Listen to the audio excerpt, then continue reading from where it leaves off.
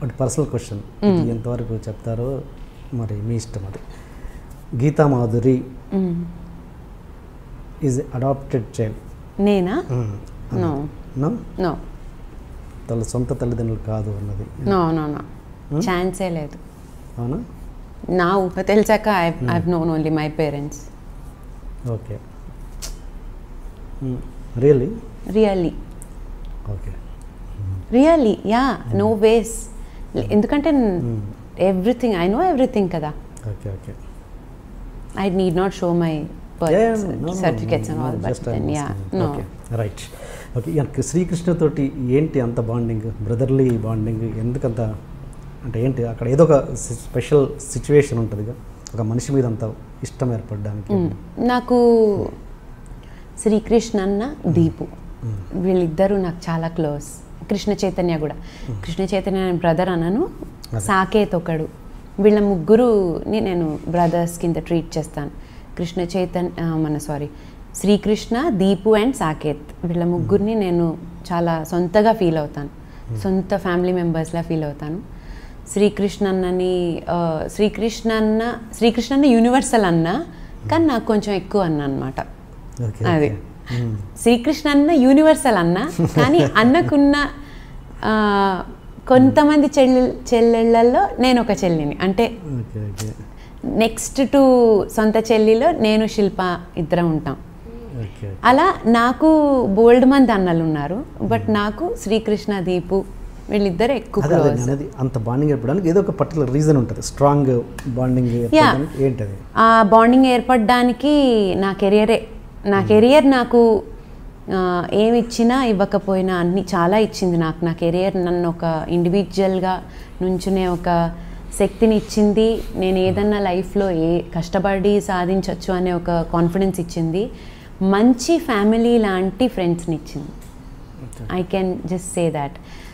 We have my close group ఉంది. నేను, పర్ణిక, శ్రీకృష్ణ, రఘురామ్, మనస్విని, కృష్ణ చైతన్య, వాళ్ళ ఫ్యామిలీస్ అందరూ, దీపు, మేమందరం కలిసి ఒక ఫ్యామిలీలా ఉంటాం. మేము కుదిరితే కలవడానికే చూస్తాం. రామాచారి గారు వాళ్ళ ఫ్యామిలీ, మా గురువు గారు రామాచారి గారు, సో వాళ్ళ ఫ్యామిలీ, రామాచారి గారు వాళ్ళు అండ్ వీళ్ళందరూ కూడా నాకు చాలా క్లోజ్. నాకు అంత బాండింగ్ ఏర్పడడానికి అవకాశాలు హెల్ప్ అయ్యాయి. అంటే ఒక ప్రోగ్రామ్ రావడం, అదేదో కాంబినేషన్లో, మా ఇద్దరు కాంబినేషన్లో ఒక ప్రోగ్రామ్ చూడడం, ఆ ప్రోగ్రామ్ నచ్చి ఇంకోళ్ళు పిలవడం, అలా అవకాశాలు అలా ఏర్పడేసరికి అన్న అన్న అన్న అనుకుంటే అలా అయిపోయింది. సో నాకు అలా నా కెరియరే హెల్ప్ చేసింది ఆ బాండింగ్ శ్రీకృష్ణ అన్నతో ఏర్పడడానికి.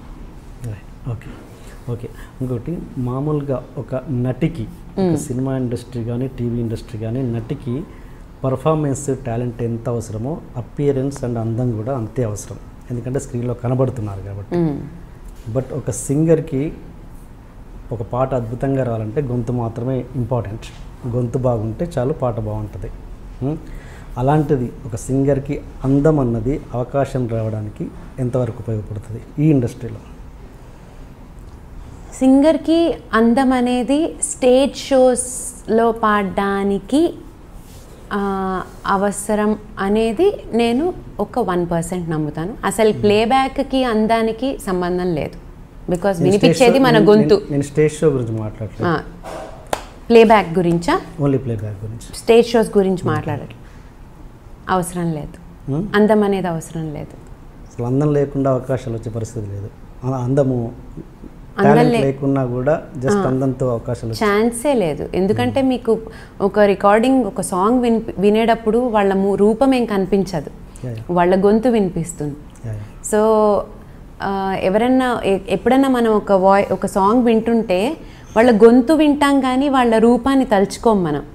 మనకు గుర్తొచ్చేది కూడా పిక్చరైజేషన్ అయిపోయాక హీరో హీరోయిన్ గుర్తొస్తారు, కానీ పాడిన వాళ్ళు ఎలా పాడినప్పుడు వాళ్ళు ఇలా పాడుంటారని వాళ్ళ ఎక్స్ప్రెషన్స్ గొంతునే ఫీల్ అవుతాం మనం. మన గొంతు వింటూ మొహాన్ని ఊహించుకున్న వాళ్ళు అసలు దేవుళ్ళకి దగ్గరగా వెళ్ళిపోవచ్చు. వాళ్ళు అంత బ్రెయిన్లో అంత ఉంచుకున్న వాళ్ళని బేసిక్గా నన్ను అడిగితే. ఇప్పుడు నేనున్నాను, ఫర్ ఎగ్జాంపుల్ నాకు శ్రేయా ఘోషాల్ అంటే ఇష్టం. నేను శ్రేయా ఘోషాల్ వాయిస్ విని అమ్మాయి ఎలా పాడిందో వింటాను, కానీ ఆ అమ్మాయి పాడినప్పుడు ఆ అమ్మాయి ఎక్స్ప్రెషన్ ఇలా ఉంటుంది, ఆ అమ్మాయి మొహం ఇంత అందంగా మలిచి అన్నంత నాకు లేదు, నాకంత లేదు. అండ్ ఐఎమ్ ష్యూర్ ఎక్కడో దేవుడికి దగ్గరగా ఉండేవాళ్ళకే అంత ఉంటుంది. సో రూపం అనేది గొంతుకి సంబంధం లేదు. నేను ఇక్కడ మాట్లాడుతున్న పాయింట్ మీకు అర్థమై ఉంటుంది, ఒక మ్యూజిక్ డైరెక్టర్కి సింగర్కి మధ్యనే.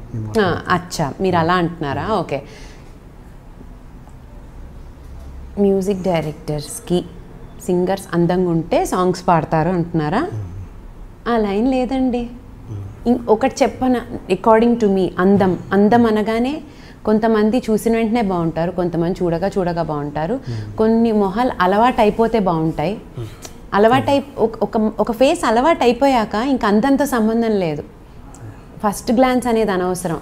ఫేస్ అలవాటు అయిపోయాక నేను మిమ్మల్ని రోజు చూస్తున్నాను అనుకోండి, మీరు రోజు అందంగా అనిపించవచ్చు, అందంగా కనిపించకపోవచ్చు. మీరు మిస్ వరల్డ్ అయినా కూడా ఆర్ మిస్టర్ వరల్డ్ అయినా కూడా మీరు నాకు అందంగా అనిపించవచ్చు, అందంగా అనిపించకపోవచ్చు. సో అలవాటు అయిపోయిన మొహాలకి ఇంకా అందంతో సంబంధం లేదు according to me. And as we know a person more అందం అనేది ఉండదు. మ్యూజిక్ డైరెక్టర్స్ విషయంలో అందరు అంటారు కానీ నాకు అలా అనిపించదండి. ఎందుకంటే no one wants to spoil their song. ఒకవేళ అందంగా ఉన్న వాళ్ళకి అట్లీస్ట్ ఒక అవకాశం వరకు అందంగా ఉంటేనా ఒక అవకాశం ఇచ్చి చూస్తారు, తర్వాత లేకపోతే వదిలేస్తారు. ఏమో మరి నాకైతే తెలియదు, నాకు తెలిసి లేదండి. మరి అలాంటి వాళ్ళకి అందం చూసే అవకాశం ఇచ్చే మ్యూజిక్ డైరెక్టర్స్ ఉన్నారనుకోండి ఫర్ ఎగ్జాంపుల్, వాళ్ళు వేరే వాళ్ళకి అవకాశం ఇవ్వడానికి వాళ్ళకి నెక్స్ట్ అవకాశం ఉండదు. ఎందుకంటే వాళ్ళు రాంగ్గా వర్క్ చేస్తున్నారు కాబట్టి వాళ్ళకి రాంగ్ లాస్టింగ్ ఉండదు. సెకండ్ దేవుడు నెక్స్ట్ మినిటే కట్ చేసేస్తాడు. ఇంకో లైఫ్ అంతవరకు వెళ్ళక్కర్లేదు, మనం చేసేది ఈ లైఫ్లోనే అనుభవించేస్తాం. సో మనం ఏ రకంగా ఒక వర్క్ని ఒకళ్ళకి ఇస్తున్నాం అనేది ఆ రకంగానే మనకి ఇంకోటి ఇస్తాడు వర్క్. అంత అన్నెసెసరీ పాయింట్ని చూసి వాళ్ళకే వర్క్. సో అందం బట్టి మ్యూజిక్ అందం బట్టి అవకాశం ఎవరైనా సింగర్కి ఒక మ్యూజిక్ డైరెక్టర్ ఇచ్చుంటే ఆ మ్యూజిక్ డైరెక్టర్కి ఆ నెక్స్ట్ సినిమాకి ఇంకెవరు అవకాశం ఇచ్చుండరు అని నేను అనుకుంటున్నా. మీకు అలాంటి ఇబ్బందులు ఇక్కడ ఎప్పుడు కలగలేదా? నాకు అంటే ఇండైరెక్ట్గా ఏదో రాళ్ళు వేసిన వాళ్ళని చూశాను కానీ డైరెక్ట్గా ఎవరు అంత ఓపెన్ అప్ అయిపోయి మాట్లాడలేదు. సో ఇండైరెక్ట్గా మాట్లాడినప్పుడు ఏమవుతుందంటే వాళ్ళు నిజంగా అలా మాట్లాడలేదా అనే ఒక డౌట్ ఉండిపోతుంది లైఫ్లో. సో అలాంటి డౌట్లోనే ఒకసారి ఏదో అయింది. అండ్ కెరియర్ స్టార్టింగ్లో ట్రై చేస్తే నేను అప్పుడు చాలా ఇన్నోసెంట్గా ఉండేదాన్ని. బట్ ఇన్నోసెంట్గానే తెలియకుండా మాటలు వచ్చేసేవి. అంటే ఇన్నోసెన్స్లో మాటలు వాళ్ళకి పాపం తగిలాయేమో. ఎవరో ఏదో ట్రై చేసి ఇండైరెక్ట్గా ట్రై చేస్తుంటే నేను మా మమ్మీని అడిగి చెప్తాను ఆర్ ఇలా మాట్లాడేదాన్ని మా మమ్మీతో ఇలా ఏదన్నా మాట్లాడితే. అండ్ దేవుడి దయ వల్ల all I got were marriage proposals, most of them directly or indirectly. Most of them wanted to marry me. If someone wants to marry me, that's not a mistake. If someone doesn't want to marry me but go around with me, that's a mistake for me. So people who always wanted to marry me, so I'll not say that is wrong also. Direct or indirect. Correct. తప్పలేదు కదా. శ్రీకృష్ణ అన్న మళ్ళీ శ్రీకృష్ణ పేరు వస్తుంది అన్నాడు. గీతామధురు చాలా తెలివైన పిల్ల, చాలా ముదురు, అందరిని మేనేజ్ భలే చేస్తుంది, దాంట్లో ఎటువంటిది లేదు, అమాయకంగా అనిపించే తెలివైన పిల్ల అని. ఇంతకేంటి గీత ముదురా అమ్మ, తెలివి గల అమ్మాయ, అమాయక పిల్లనా? నేను ముదురు కాదు, తెలివైన అమ్మాయిని కాదు, అమాయకురాలని కాదు. మరి ఇంకోటి ఏంటుంది కొత్తది? అన్ని సమపాళ్ళల్లో ఉన్న ఒక బ్యాలెన్స్డ్ అమ్మాయిని నేను. అన్ని ఒక అమ్మాయి ఎలా ఉండాలి అంటే గీతలా ఉండాలి, అలా ఉండే అమ్మాయి. జోక్స్ అపార్ట్ అలా ఏం లేదంటే ఏదో just go with the flow. నాకు అనిపించింది నేను చేస్తాను. అది ఒక్కొక్కళ్ళకి ముదురుగా అనిపించవచ్చు, ఒకళ్ళకి అమాయకంగా అనిపించవచ్చు, ఒకళ్ళకి యాబ్సెంట్ మైండెడ్ అనిపించవచ్చు, ఒకళ్ళకేమో అతి తెలివిలా అనిపించవచ్చు. నాకు అనిపించింది నేను చేస్తాను. నేను అంతేమీ దాని గురించి అంత పోస్ట్ మార్టం చేయను, ఏ విషయాన్ని అంత పోస్ట్ మార్టం చేయను. బట్ ఎవరైనా నన్ను ఎవరైనా నాతో మాట్లాడిన దాన్ని ఆర్ వాళ్ళ మైండ్స్ని మాత్రం నేను నా మైండ్లో పోస్ట్ మార్టం చేస్తాను అనమాట. మొత్తం అసలు వాళ్ళ మైండ్ ఏంటి, వాళ్ళు ఎందుకు ఇలా మాట్లాడతారు, వాళ్ళు ఎలాంటి మనుషులు, వాళ్ళు ఏంటి అని తెలుసుకోవడం ఇంట్రెస్ట్ నాకు. సైకాలజీ సైడ్ వెళ్ళిపోవడం ఇంట్రెస్ట్. సో అలా కానీ నేను ఎక్కువ నా మైండ్ని ఎక్కువ ఆలోచించాను, నేను ఎలాంటి దాన్ని.